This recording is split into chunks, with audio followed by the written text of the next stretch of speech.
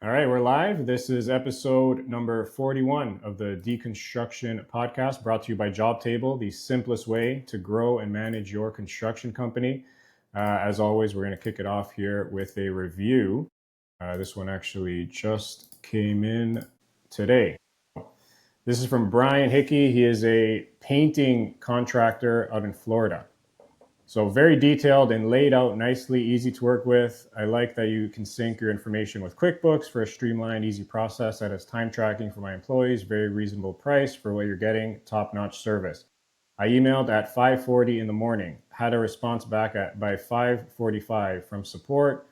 They were awesome. Also, we switched out from drip jobs to Jobtable, loving everything about it and love the analytics. Highly recommend. Great review. Thank you so much for Brian. Thank you, Brian. Appreciate that. So we have a very special guest today. Today on the show, we're bringing in a powerhouse in the world of business growth. He's coached companies across every industry, including construction, helping owners scale, streamline, and squeeze more profit out of their business. He's seen it all, from the days of fax machines, early PCs, email, the rise of internet, smartphones, and now AI. And he knows exactly how to help businesses navigate change and come out stronger. Please welcome to the show, John MacDonald, corporate growth coach and the man who's been helping contractors and small business owners unlock their next level. John, welcome. Well, thank you very much for that very good introduction. Thank you. That's why he does it. He's the best at it. I'm trying. It's coming. Thanks for being here, John. Comes from the heart. We appreciate you being here. Thank you, John. Hey, you're welcome. You're making me feel my age, going back to seeing the introduction of the fax machine and the exit of the fax machine. Yeah, I wish I could relate to that one, but I can only imagine. I'm old enough for pagers. Yeah, I remember the pagers coming in. Yes. Yeah. So, John, there's a lot we want to get into for Absolutely. sure. But if you don't mind, take a minute or two to just share a bit about who you are and your background. Sure, certainly. So I started way back in the 80s in the automobile export business, and we bought brand new vehicles in Canada, shipped them to the US, sold them to dealerships. And then I got a fantastic business partner, two of them at the same time. I got my wife, Sherry, who's been my partner since the mid 1980s, and also my former business partner. He and I started trucking companies, warehousing businesses, and we did a lot of things together. And over those years, we were into carpet cleaning, and we worked with golf courses, theme parks, hotels, restaurants, and all kinds of businesses. And where my real experience, and we all have good giftings, where I'm really strong in is in sales, number one, and number two is I can take a company that is struggling or not getting to its potential and profits, and it's like I have 3D vision. I can quickly see how to get to somewhere and then scale the company.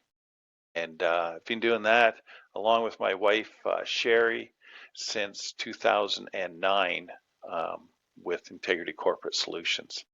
And to date, we have coached over 160 companies. And it almost sounds bragful, but we actually help create millionaires. That should be our tagline. We make millionaires. We move a lot of people into that area. And that's a tagline. Yeah, yeah, and you know what? It's a lot of fun. We've seen the changes. We've seen the changes where, with early days, it was telephone booths and making your next call, to the technology now and use artificial intelligence. And I would say, I don't really have regrets. One thing I wish I could change, which I can't, I wish I was young now with the opportunities that are before us. There is so much excitement and so much great things ahead with the business community. So along with that, my wife and I have had 4 kids. They're all married, lots of grandkids now. And yeah, and our kids have all worked in our business somewhere along the way, and some have gone out and started their own companies on their own. So That's a little bit That about our that the end of background. that story is I want to say the cherry on the pie, right? We can do it for other people. We can go through our ups and downs, but when you see kind of your kids putting into action and watching that grow as well, I think that's what makes it all worth it. Yeah, yeah, I feel like that's it's the number one great. goal for entrepreneurs, right? It's like to pass that way of life down to your children, you know? Oh, absolutely. There's some nice things, of people who work for big companies, and you have that steady paycheck per se, but at the end of the day, you're not in control of your destiny. And when you are an entrepreneur, you get to choose when you vacation. You get to choose your lifestyle and what you want out of it. And with our kids, one of the things we chose early on is that my wife and I did not want to wait until we were like 70 and start retirement. So we have traveled since our 20s, literally all over the world. And we've taken our kids all over the continent, from the Arctic Ocean down through the Baja, because we've vacationed, worked throughout our entire journey. So I think that's the greatest thing about being an entrepreneur. Love that. Couldn't agree more. I always say Absolutely. I wouldn't trade that freedom component, the lifestyle, that flexibility for any paycheck in the world, personally. And Yeah, John, and it's the experience, and it's the experiences too, John. I had somebody say this to me. It's like you can buy your kids any toy. You can buy them, the newest PlayStation, but the greatest thing you can ever give your kids is that experience, right? The cultures, traveling, right? Because that's the stuff that they're going to remember when they're older, right? Like we Absolutely. we all have three kids. Me, Charlie, and Costa. We all have three kids each, and my oldest is only 7. Just talking to her on the weekend, and she started reminiscing about some of the vacations we've taken her on already, and it's crazy just to see how much she remembers of trips when she was 4 years old, and it kind of just resonates with me with what you're saying right there. Is that as an entrepreneur, I was able to give her that freedom, right? Like to give her those experiences when we thought it was our time to vacation. But again, a lot of people think that you go on vacation, but as an entrepreneur, you're always working, right? Oh, yeah, But absolutely. yeah, but you're also giving them those experiences in other countries, different foods, different places. And I feel like that's the stuff that they're going to take with them. So definitely, um, I think that's what we do this for, right? To give them the exposure and I want to say the lifestyle that we never had, right? Growing up, right? We don't want them to struggle the way we did. And you said something so important that you and your wife didn't want to wait till retirement to do the things you wanted to do. And Casa said this to me a few years back, and it's always resonated and actually changed the way I view my life. As an entrepreneur, I think when you ask me to define retirement, it's you getting to choose what you want to do with your time. And I think us three at Jobtable and iPlum, we all agree, and I don't know if you agree with this, but whether I was 40, which I am now, or I'm 65, I am where I want to be right now. So I actually consider myself retired, right? And I think when you start looking at life like that, it's just the most beautiful thing where it's like you're not looking at work like it's work. It's an opportunity, it's an adventure, and it's something that you're going to pass down to your kids, right? Absolutely. And just a little side note there. I think I was about 30 years old at the time, and my wife and I, we were up in the Arctic. We went up in the Yukon Northwest Territories in Alaska on a 7-week vacation. And we traveled into the north. We dug through some ice, and this is in June. So we dug it through ice with a little hatchet, got into the water, and we have real gold pans, panning for gold. Nice. And these 2 big RVs pulled up on the bridge on top. And these 4 elderly people got out, and they had their walkers. And they said, "Look at the locals down there panning for gold." And heck, we didn't know what we were doing. We were just faking it for our kids. And but what struck me was they're in their motorhomes with walkers, get out, click a picture, and they hobbled back in. And that was the time in my life where I could say, I don't want to be that. I want to be living my life all the way through. And hey, and that's the opportunity, and that's what we created. So I'm absolutely on the same page as you guys with that. Amazing. It's Well said. amazing, amazing, amazing. Love it. So look, there's a lot to get into here. You have a wealth of knowledge and experience. And one thing you said in introducing yourself is just the amount of opportunities there are now for the younger business owners and entrepreneurs. But at the same time, I would say we're also in a moment right now where, in a way, like kind of unprecedented times when we have just a lot of things going on the outside, right? Inflation concerns, interest rates, global conflicts, throw in a lot of like potential deflationary impacts through technology and AI. So like all these things are kind of converging at once. So when you like, how are you in these times helping navigate a lot of your clients and even for yourself? Wow, that's a great question, and that's a loaded one.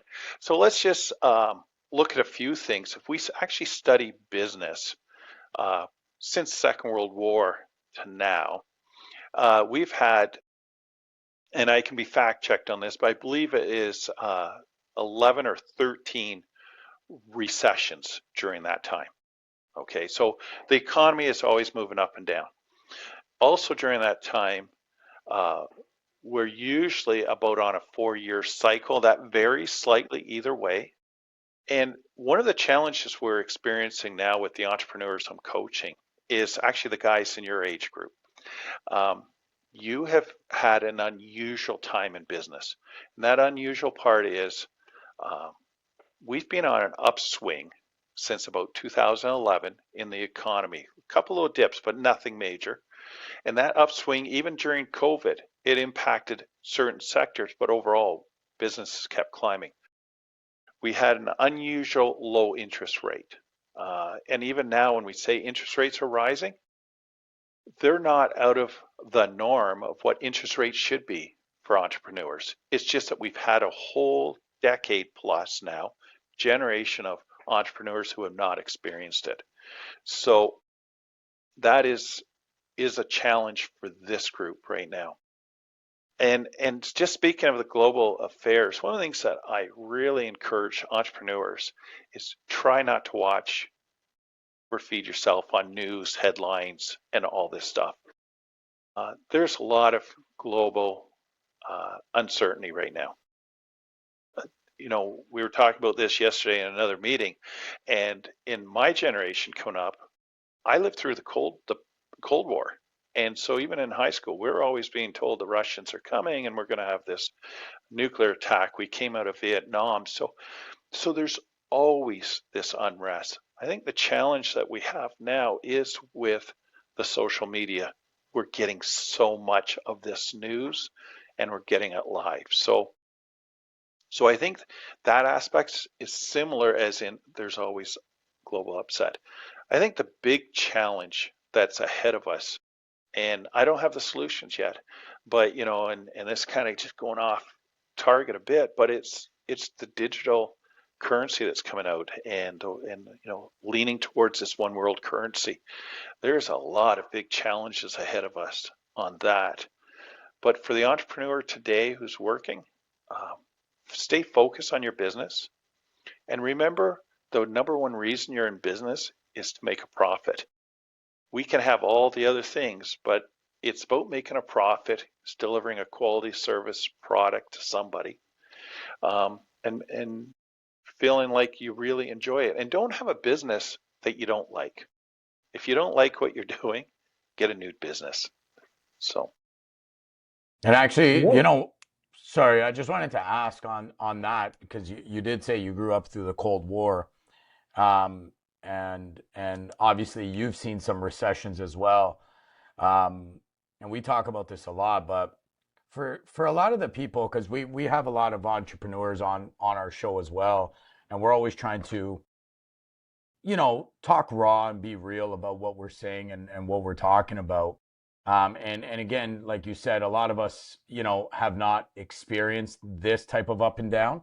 What would you say, like, to anybody listening that is kind of, let's just say, a little bit scared about like the uncertainty in the markets, since you have seen, that late '80s, early '90s, recession, which, from what I hear, hit a lot of people hard.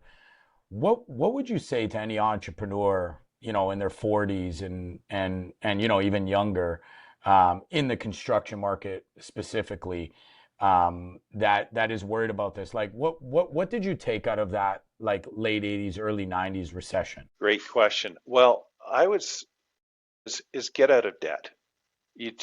Businesses, and this is the big change. When I started in business, we couldn't get credit cards.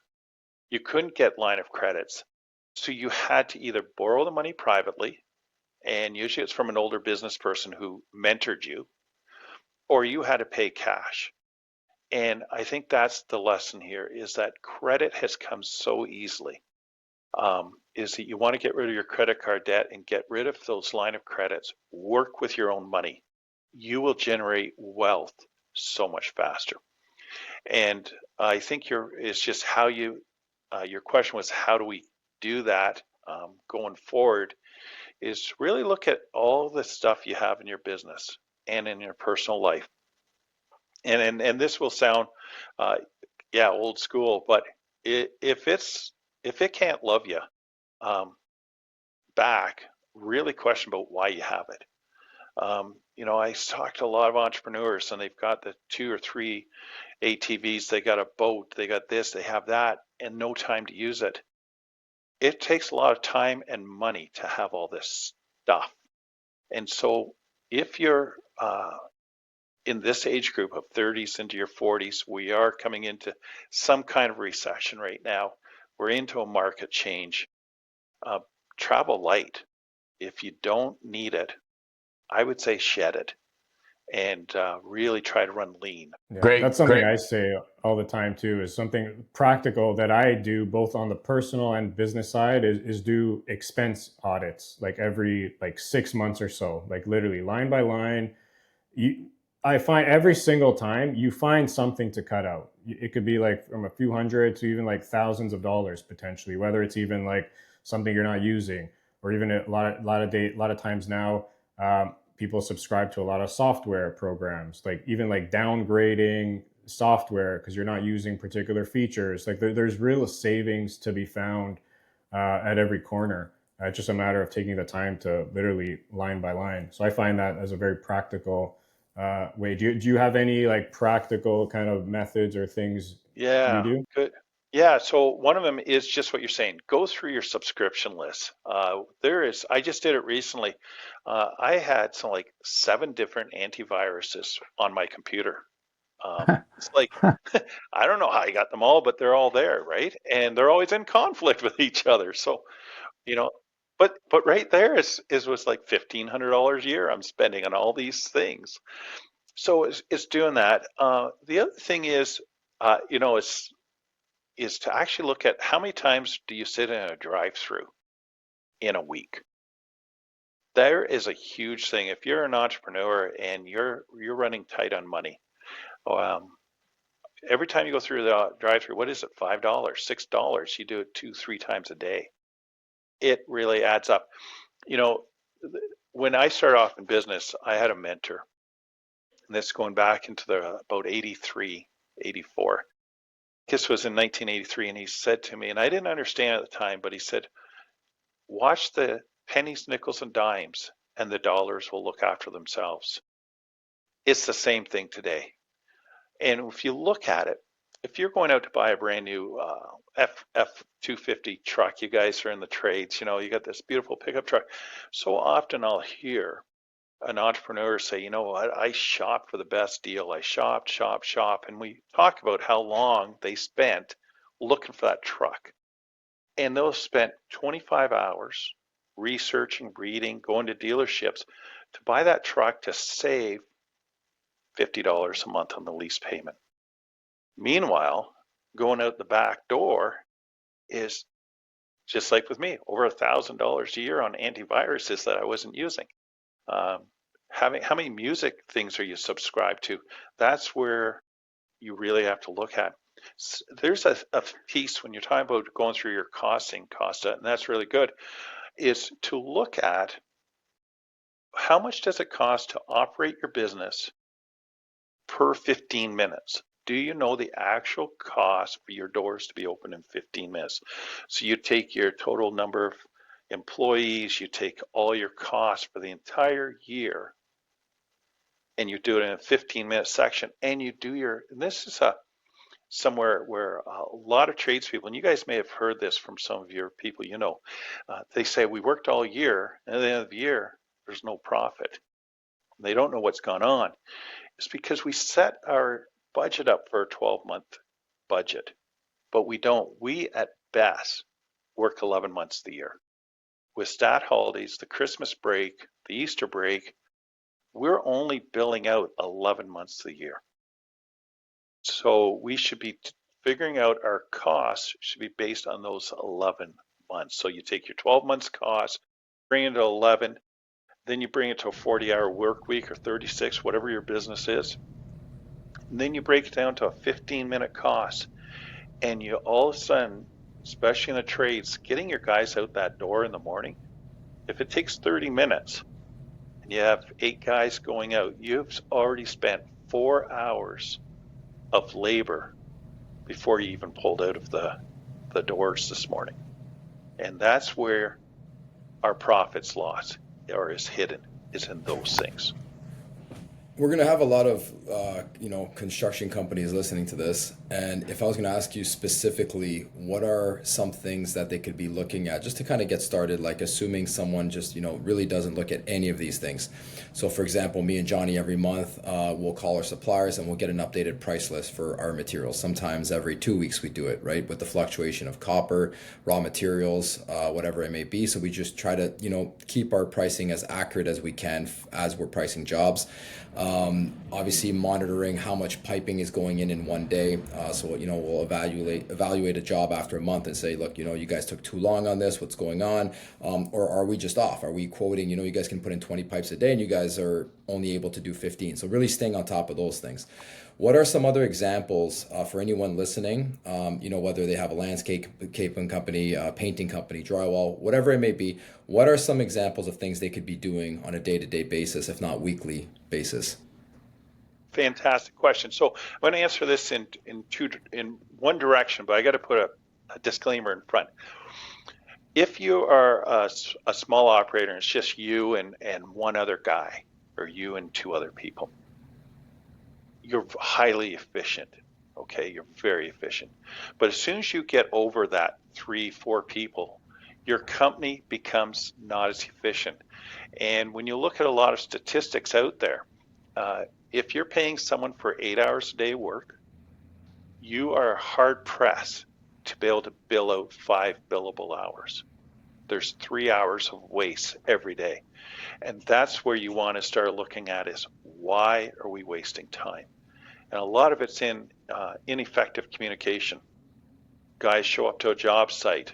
Let's say we're doing landscaping. We've got 4 crews pulling up. We're doing some heavy landscaping. And now we're waiting for the backhoe to show up. All those people are costing you money. And while they're costing you money, they're not making you money. Because the job, let's say, is quoted out at for landscaping. Let's say it's a $55,000 job, and we have estimated that's going to be 35 hours work in there. But we run over because even though it only took maybe 35 hours, maybe we did that quoting dead on, but we have spent 50 hours of labor. It is the wasted labor in poor communication and in coordination. So if I was running any kind of trades company right now, I'd make sure that even more than checking my pricing, okay, and pricing is very, very important. So you guys are right on the mark there. But it's really important is, what are we doing with that labor? And going back to when they get on the job site, how do they finish up the day? Are they just dogging it to get in a full day? or are they getting back, at 5, or are they getting back at 3:30, but they're going to drag their day out to 5. So that labor component is huge. And I find that most people will work a full day if they actually know what they're supposed to do a full day. But very often we're waiting for the boss. And I don't know how many times I'm coaching somebody and they'll say, geez, I've been with you 15 minutes. I got 8 text messages from my guys. And all I'm thinking is those guys are all sitting and waiting. That is way too many. There's a problem with that kind I of couldn't setup. agree with you more. It's the flow, right? Especially in construction. For example, just last week we had a crew of guys that needed a scissor lift, right? And they were just wrapping up a job. So I had the scissor lift set up for 6 a.m. And I just happened to call the company and double check because sometimes, they won't show up at 6. And the guy told me, you know what? Good thing you called because it doesn't look like we're going to get there till 10. So now I kind of moved that crew to another job because they would have been standing around for 4 hours times 4 guys, right? So just talking about wasting money, that's a Tuesday morning, and that's just 16 hours or 20 hours gone out the window for no reason, right? So you really have to stay on top of every little thing in order just to keep the company flowing like water. Yeah. And Yeah, I just wanted that's, to, sorry, I just wanted to piggyback go ahead. also on something you said earlier that I thought was really important. I just didn't want to skip over it. When you were saying basically about, dumbing down your costs to 15-minute intervals. And I think that's extremely important. That's why I don't want to like kind of glance over what you said there. Because again, if you don't have a target in front of you, you don't know what your quota is to meet. And it was very funny because just late last week, I was talking to a friend of mine in the industry who's, he's kind of struggling in today's day and age, right? And he is a small company, which means he is efficient. But when I asked him these simple questions, John, he couldn't answer any of them, right? Where it's like, okay, well, what does this guy cost you a week? What are you billing yourself out at? What's your retained earnings for your company? Because that's another thing too. A lot of people don't see as a small business owner, right? Is that, okay, I bill myself out at 100 an hour. Okay, that's great. But what are you paying yourself? Remember, your company is its own entity, right? So what is your take home, right? Because as a business owner, you're an employee of your business, essentially. Absolutely. Right? And you need to have a retained earnings. So if you can't dumb it down to at least an 8-hour day, right? Which means when you dumb it down from an 8-hour day to one, like what does your company have to charge an hour to make ends meet? And then you'll know as a percentage of what you can put on top of it. And I find that a lot of guys don't have this goal, this quota where it's like, this is my minimum and this is where I'd like to operate. Because then when times of uncertainty happen, like we are dealing with right now, prices get very tight. Like we're dealing with it right now. I can't tell you how many jobs we quote, John, where we try to factor in this wastage, but if we do that, we will not get the job. So now what happens is every price you're putting out the door is an extremely tight and an extremely tight price, and it has to roll efficiently, because if you don't and you start to have that wastage, unfortunately, it comes off the top.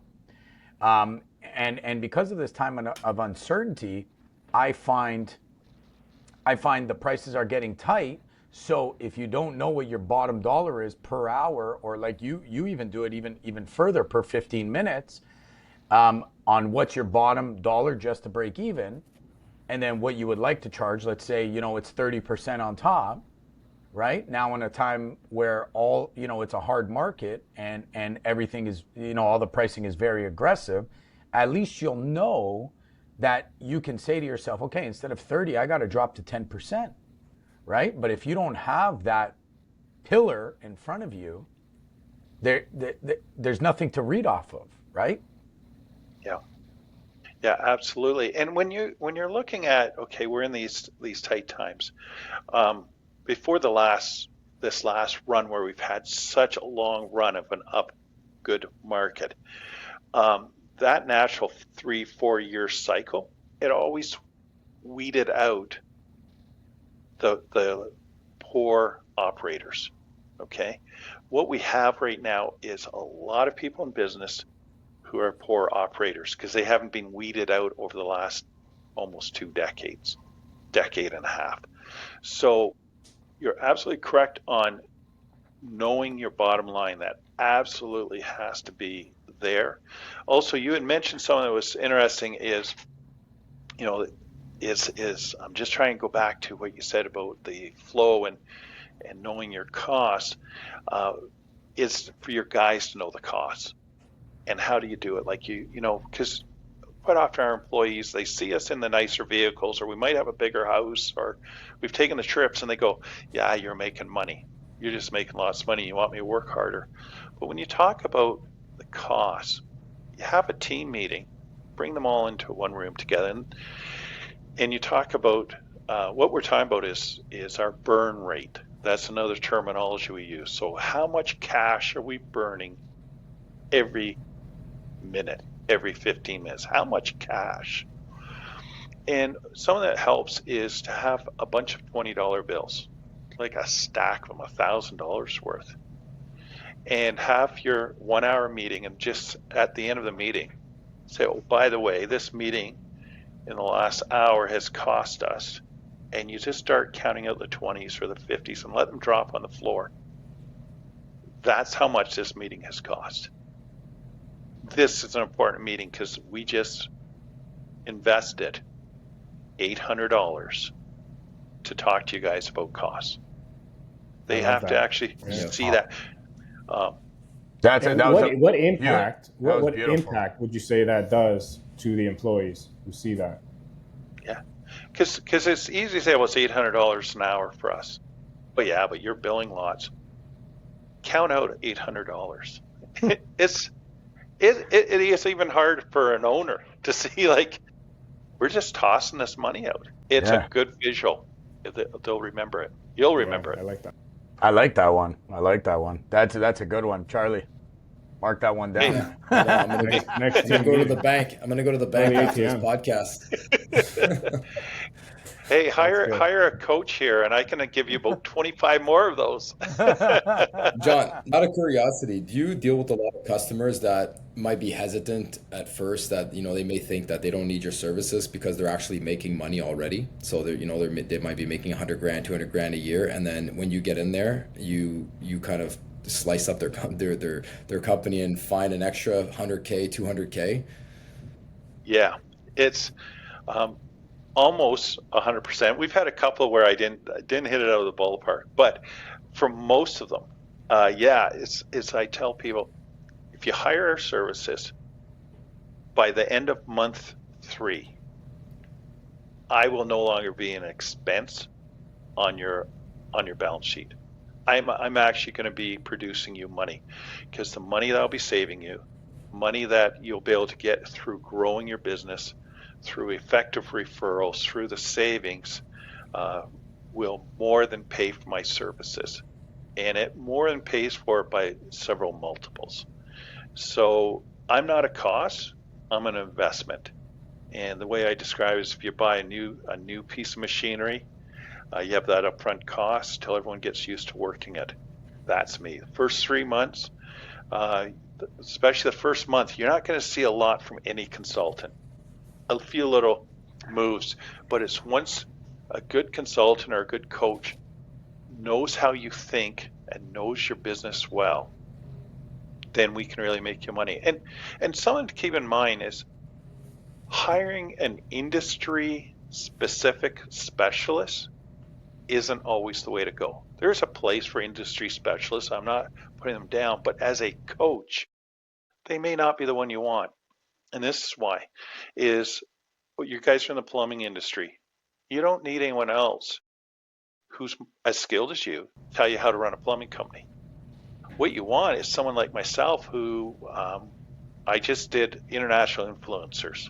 I had clients all over the world, and we're training these international influencers how to do their business. And I picked up tips and pieces of how they do their job. Well, what happens is a coach like me can come into your industry and say, hey, we tried this over in Germany. We tried this here, and it works really well in this industry. I think if we tweak it, it's going to work well in the plumbing industry and the golden horseshoe. If you only have industry specialists, all they're going to tell you is about what they know in their industry. Your trade papers, well, we don't have trade papers now. What, your online documents and podcasts, they're telling you everything you need to know in your trade. You want somebody outside of your trade coming in with the ideas. Yeah, Does that kind of answer your question? Yeah, I kind of went off there. Yeah. That's a great point. Question I have, John, is because we have these conversations a lot with our clients and just people we speak to every day, other contractors. We're providing a software to help them save time and be more efficient. And a lot of the times, there's companies out there who are doing okay. They see the benefit of the software, how much time it would save them, how much more efficient they could be, but then they are reluctant to just make that change. It's like, and this is true for, I don't know if it's like just a human nature, an instinct. People don't like change, but it's like they acknowledge these things, but then are very reluctant and hesitant to actually implement that change. So what are your thoughts there, and how do you get them over the finish line? Okay, great question. And it's your software, it's anything we're selling. So what we want to do is in the discovery questions is to really find out, and we'll use software, why are you looking at software? And you actually do the discovery questions, and don't just take the answer, well, I just want to have my jobs tracked. You really want them to think about it and draw the conclusion that if I use the software, I will make more money, either through not needing to hire somebody or through other efficiencies. So when you start going through all the benefits that your software offers, and you go through it, yes, we can work on this, on the scheduling. You're going to be more efficient. We're going to be more efficient in not entering data 3 or 4 times. We're going to get the right information to the guys out on the job site, etc. And here's the $1 million gift I'll give you guys today. This is the best, and maybe you're already using it. The next question you say is, other than price, what would hold you back from saying yes to Jobtable today? Because what you want to do is clear the table of all objections. And same if you're in construction and you're quoting on somebody to get a new pool, or whatever is landscaping. It's like, other than price, what are your objections? And you want to handle every objection first. And then go, once they're all handled, then you can say, it only makes sense now that you invest into Jobtable. Because we're going to meet all your things. Yeah, it's all about just drilling down into that pain point and really discovering like what that real pain is, right?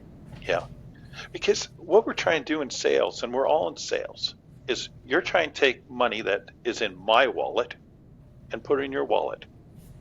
And I'm willing to let the money go out of my wallet if I'm getting something I want back. And so when I'm looking at a program, software like Jobtable, all of a sudden you tell me how much, then I no longer think about how all the efficiencies. So you're trying to, if a construction guy, and I'm going, there's just no time in my life. I'm busy doing this and this and this. Your pain point, my pain point is time. And you got to remind me of that before I bring the price into my mind. And something that goes with that, which I find is one of the biggest problems, is people don't value their time, right? You kind of alluded to that earlier on. But how many people I speak to that will tell me, you know what, I don't need a software. I don't mind doing it, paper to pen. And then I ask them, how much time did you spend this weekend doing it? And they'll tell me, 15, 20 hours. right? But I feel like it helps then if you can put a dollar amount to their time and say, okay, well, what do you bill yourself out at, right? $100 an hour, $50 an hour, whatever it may be. And when you actually come up with a number and you present that to them, they kind of scratch their head and say, fuck, maybe I am going about this the wrong way, right? But Absolutely. initially they really don't value their time because they're so set in their old ways that it's like you said, you know what, I need a truck. I'm going to spend the next week. I'm going to drive to every single dealership in the GTA until I find the very best price, and then 80 hours later that, they might have saved $50, $100 a month, right? Absolutely. And some I hear is in the trades, especially, I'm hearing people even in this marketplace going, yeah, I haven't gotten out to my quotes. I haven't put in my quote. I'm behind on quotes, or I'm behind on my invoicing. I'm behind. If you're in the trades and you do a job today, that invoice needs to be out by tomorrow morning at 9 o'clock. Mm-hmm. Not this Saturday at 9, not next week, not when we get the paperwork from the old system in from the guys, because that length of sales, when we look at the sales cycle, it starts way back at the sales lead. And so when we track how much did it cost in this job, how much profit do we make? One of the things we don't take in consideration when we are in the trades is the acquisition cost of getting the job. So acquisition cost is, okay, I got the lead. I got to follow up on the lead through phone, text, email. Then if I have to go out to the job site because I have to actually see what I'm quoting on, or if I'm getting blueprints and I have to read the set of prints or whatever it is, all that is time. And then we get to the area we're going to do the quote. And then we win some and we lose some. All the ones we lose, all that time needs to go into the price of the ones that we win. For people who don't value their time, it's like you will never be truly successful in business. I've done the 100-hour work weeks and all that stuff. I've been on the road for 21 days at a time doing sales away from my family. All that's great, and they can make great like war stories. It doesn't mean I made money. That's if I'm not making money, then I want to be enjoying my time with my family because there is only so much time. And I think that's really what it comes down to. Like time is, money is a prize, is a goal, right? But time is the real treasure that we're after. More time with your friends and your family. Absolutely. Yeah. So something else I know you help a lot of your people you work with, John, is, and it's relatable to contractors, especially, right? One of the common conversations we have is from company owners is how they want to step away from the tools, right? And, work on the business. And it just, the same person who said that 2 years ago is saying the same thing today and will likely, be saying the same thing 2 years from now. So what is, again, I like to think about like practical solutions rather than theory. Like what are some actionable steps guys can take, like if they are really committed to stepping away from the tools and, thinking bigger on the business? Okay, great question. And that is one I hear all the time, especially guys when they're starting to get in their 40s. They start saying, I want to get off the tools. Okay, if you're going to work on the business, it's a different trade. So if I've been a bricklayer for the last 20 years and I've been on the job, I'm a master bricklayer, or I'm a master plumber, or I'm a master electrician. I've mastered it. Now I'm going to go and work on the business. I've got zero knowledge how to do that. So you need to do a few things if you're serious about it. One is take some courses. Do you understand basic bookkeeping? Sign up at the local college night school course leading up to this transition. Start learning the trade of being a business owner, running your business. There's a big difference between I own a business and I'm with 3 guys and a couple pickup trucks. But if you really want to own the business, you have to learn how to be a business person.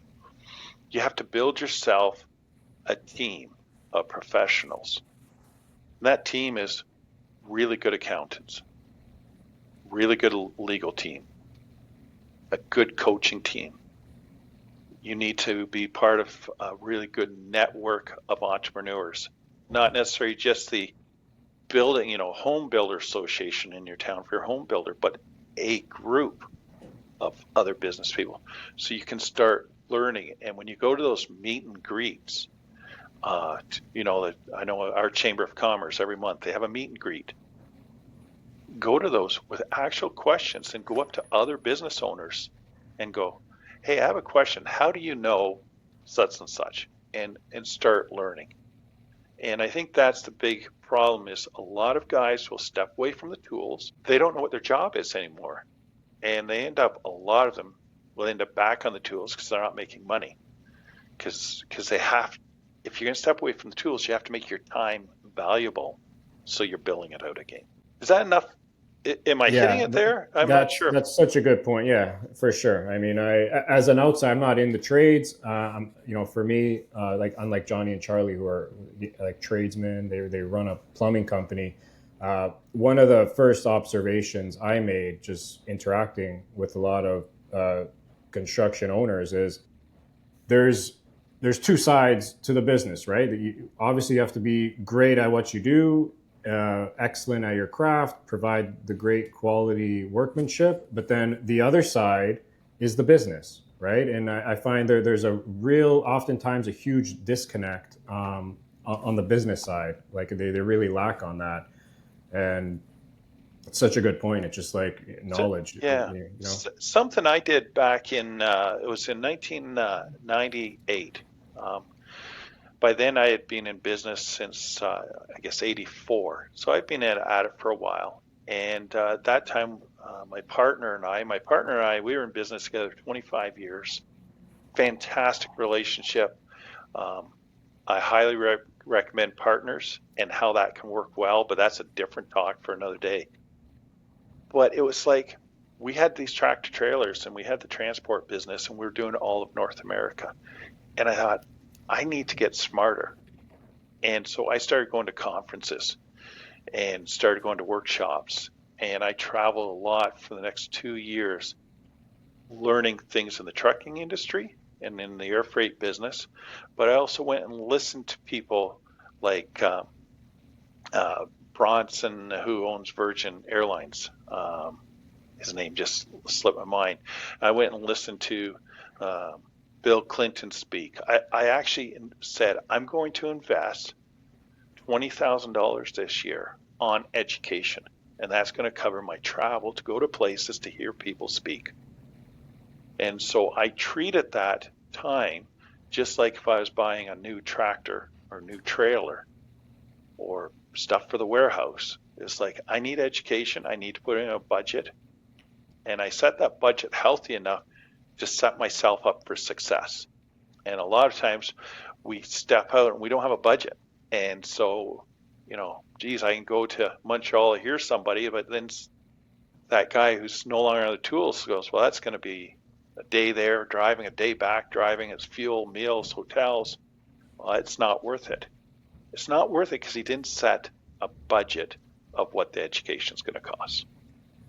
Another major hurdle I hear from contractors that are unable to get themselves off the tools is just finding trust in somebody that can actually take over what they do.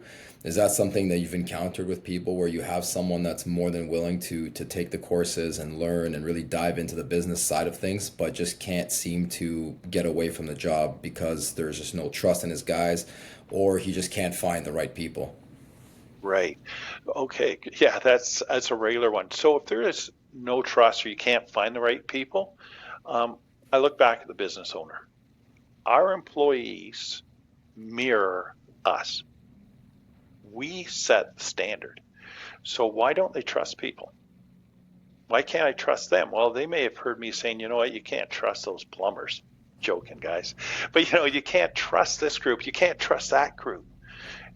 It's that you're seeding in the no trust. Number two is we give away responsibility. We don't put any expectations on it. We think that employee will just know how to do the job because I'm telling them. If they knew just how to do the job, they'd own the company. So you also, when you start to delegate the position with the expectation of what excellence is.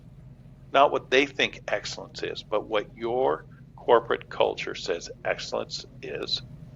And number two is you can only delegate if you're going to delegate authority and responsibility. So if I was in the plumbing business and I was, okay, I'm now going to have a crew chief or a crew lead or whatever you want to call them out there. I'm also going to give them a budget. You know what? If you're on a job and something's come up, you can go out and spend, up to $200 on this size job without calling back to the office for approval. You have to give them the trust in those small amounts before you step away. If you have an employee who's driving a company truck and they pull in, get fuel, and they need a windshield wiper because it's not working right. If they have to phone the office to get permission by the wiper, then you have set your company up so you can't step away from it. And what happens, we expect them to make big decisions. We've never let them make little decisions. So That's a good point. So you need to do that. I'm really happy. I'm really happy you said that, because it makes me think of myself and how long it took me to get off the tools. And looking back, I feel like it wasn't my employees that were the problem. It was me that was the problem, where I was unwilling to let go. I was trying to micromanage everything. Everything had to be perfect. I didn't want any issues on the jobs, no leaks. And because of that, I never stopped holding their hand, right? Until I eventually did. And, they made their mistakes and there were some growing pains, but everyone has to go through that in order to take the next big step in their business and then allow your business to grow, right? So yeah, very, very well said, John. When you talk about that, sorry, go ahead. No, Johnny. Finish, John. I was just going to say, when you are starting to delegate and you go, okay, you know what, this guy, I've had a conversation with him or with her, and they are willing to become the foreman, supervisor, whatever title you're giving them.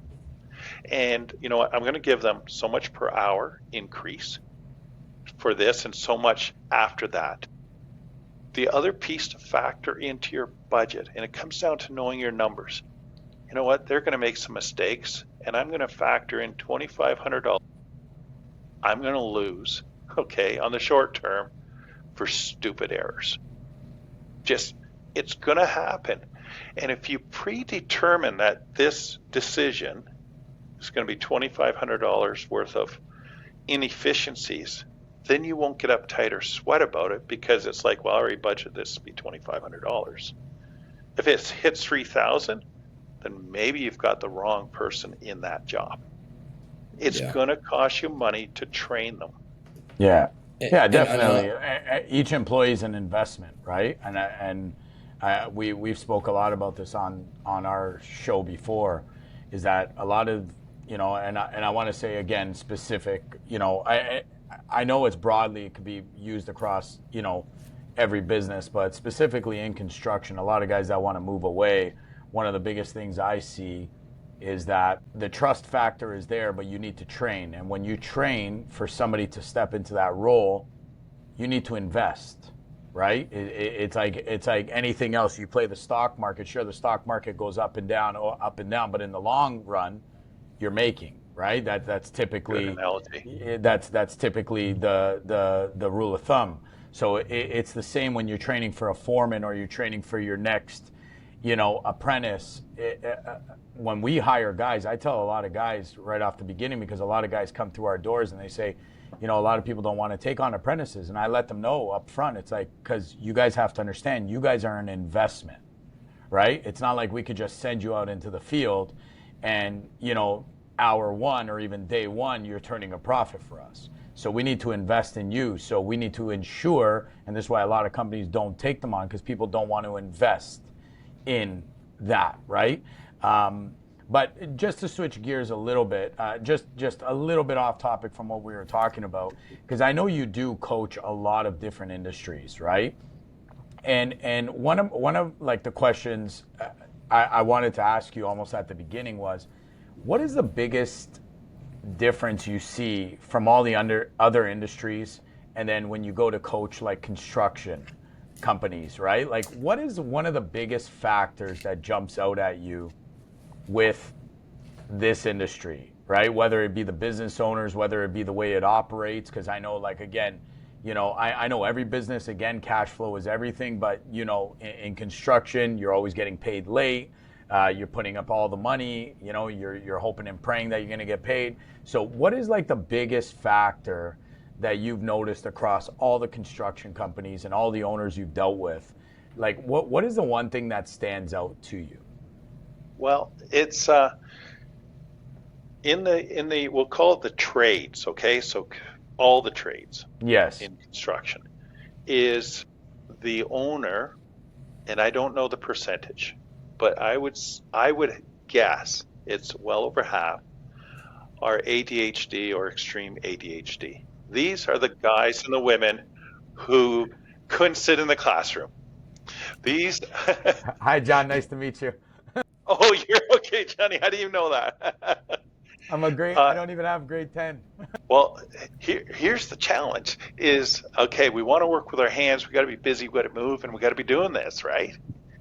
And then those are the guys who build businesses.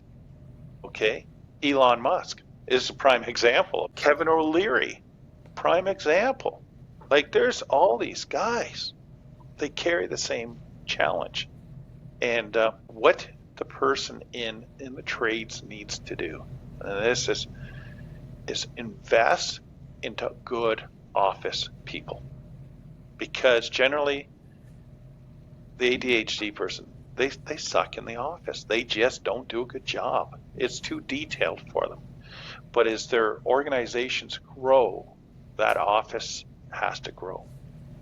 And so that's the biggest difference between when I'm coaching the trades versus I coach accountants. I've done doctors, lawyers, all kinds of professionals, bookkeeping companies.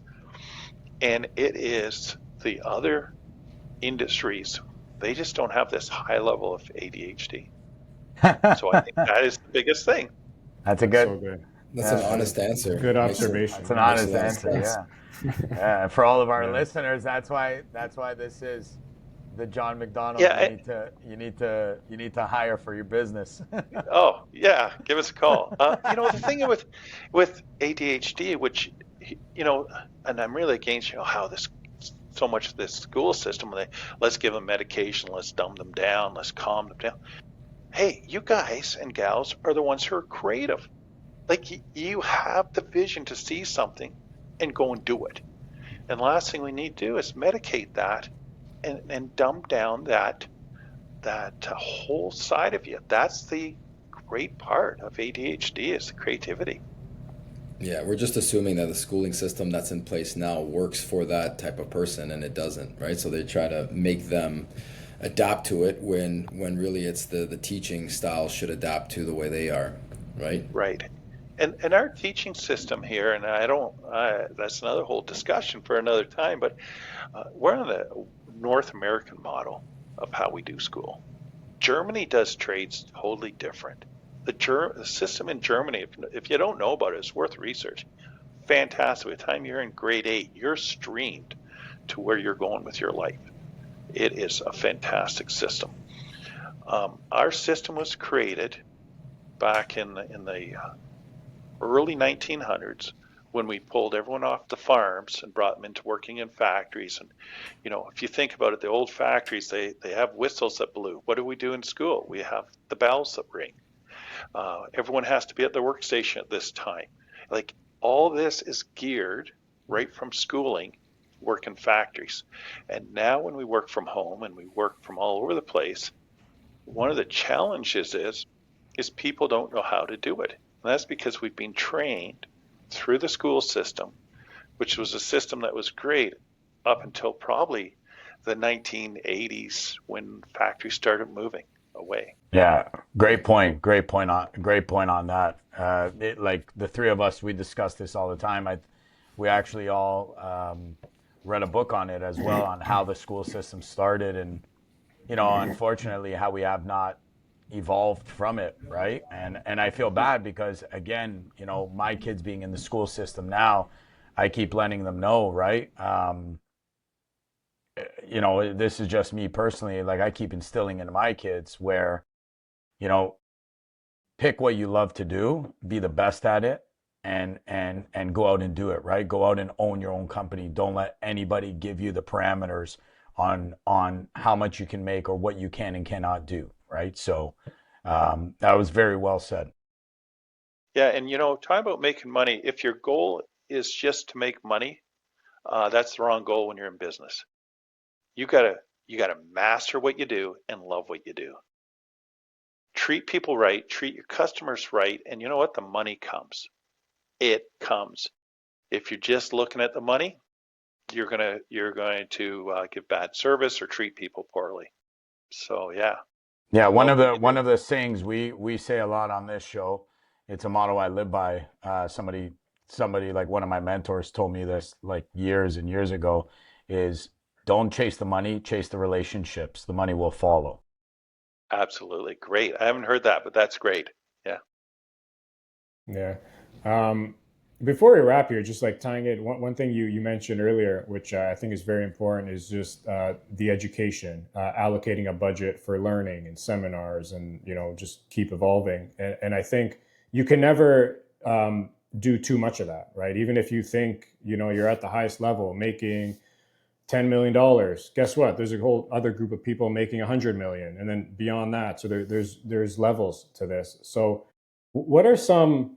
Do you have any like? What were your favorite, just like conferences or seminars, or how do you engage in that like evolution and constant education on your side? That's a great question. How I engage will change over time.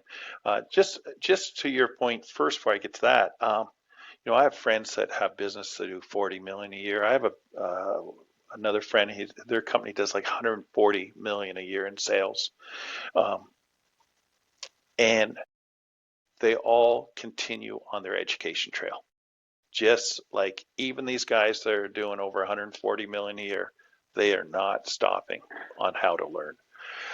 So what I do with my education is I look at a few different things. Now I work in all the sectors, so I I will spend time researching robots and AI in different industries and how it's going to affect it. So I actually now do a lot of my own research and educate myself on where we're going and what trades are going to be here in 5, 10, and 15 years, and which ones are going to be gone or drastically changed. So that's one area. The other area is I look for people to go and listen to. Quite often, your insurance company, your financial advisors, they have these all-day workshops. Go to them, and two things will happen. One is just hearing, how things work in a financial workshop. It gets your head going, and you can start applying those principles to your business. So you start going, where can we do a cross lateral here? And then the last area is trade specific. Is there conferences in your industry? I know for the construction industry, the big one is in Vegas in March. It is worth going to, but why are you going? And that's what's important. Is it just to go and see all the new shiny piece machine that Caterpillar has there or Volvo? Or are you going to the workshops? And what workshops are you going to? Those are the things you have to decide is what do I need education on? And kind of to create a roadmap. I'm going to invest so much time a month into my ongoing education. So for me, I invest about 15 hours a month on education. Now, some months it's more, some months it's less, but that's my budgeted amount. And I will either go to a conference, an all-day conference, or I'll go and spend time online. I will do webinars and learn.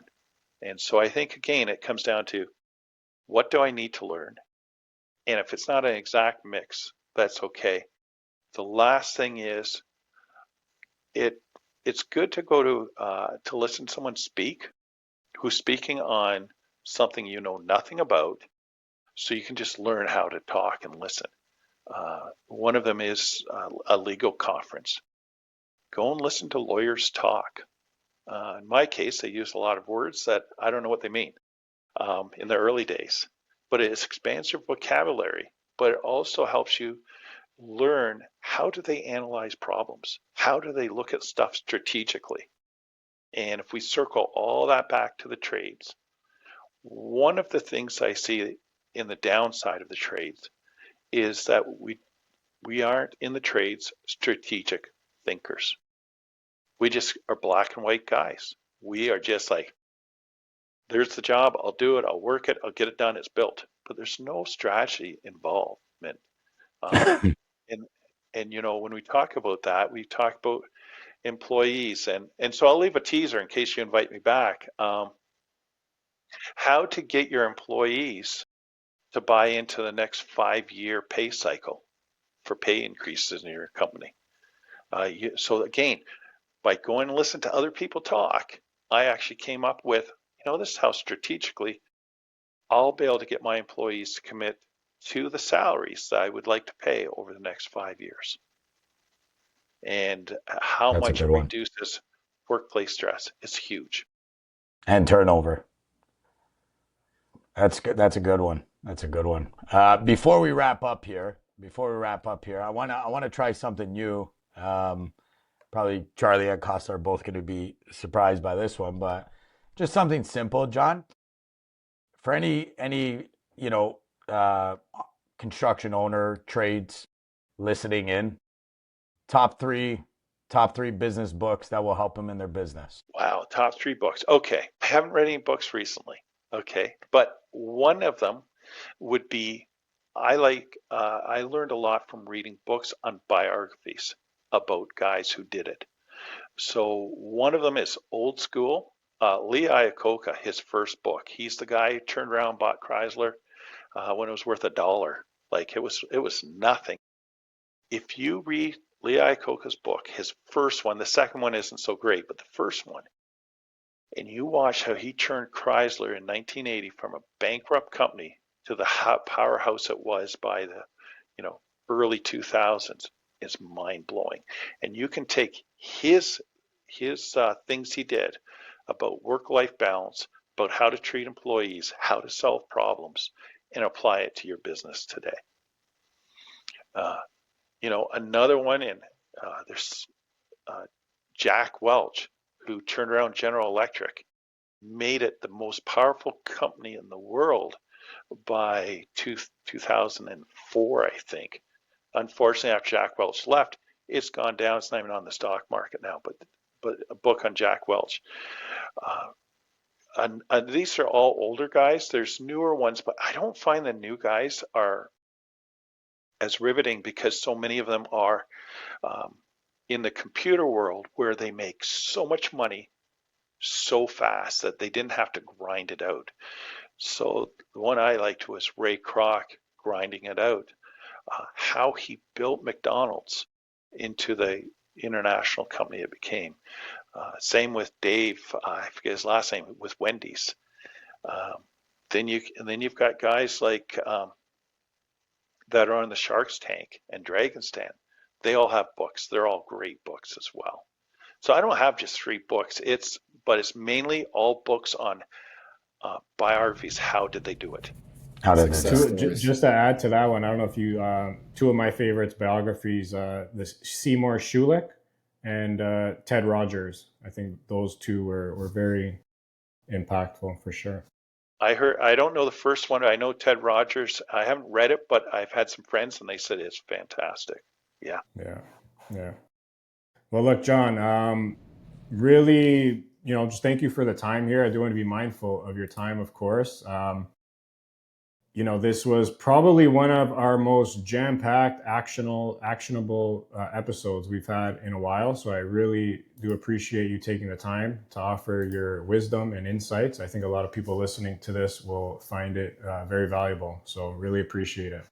You're welcome. And thanks for having me on. And if anyone would like to get more information about us, feel free to contact us at Integrity Corporate Solutions. There's 2 of us, one in the United Kingdom, one in Ontario, Canada. I'm the Canadian one. We'll make sure to post the correct one in the notes here, for sure. And yeah, just to wrap, if you are a contractor looking to keep everything in one place without the headaches, start your free trial today on jobtable.com.